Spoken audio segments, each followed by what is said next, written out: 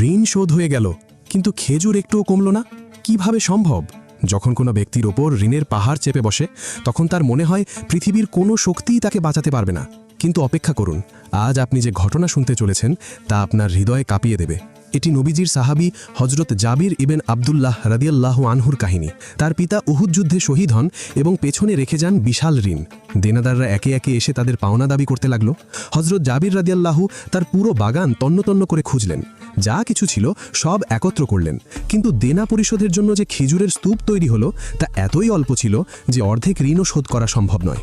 এই চরম অসহায় মুহূর্তে তিনি রাসূলুল্লাহ সাল্লাল্লাহু আলাইহি ওয়াসাল্লামের কাছে ছুটে গেলেন। তার দুঃখ কষ্টের কথা শুনে নবীজি নিজে তাদের বাগানে চলে এলেন। দেনাদাররাও সেখানে উপস্থিত ছিল। তারা সেই ছোট্ট খেজুরের স্তূপটির দিকে দেখে মনে মনে ভাবছিল, এতে আমাদের কী বা হবে?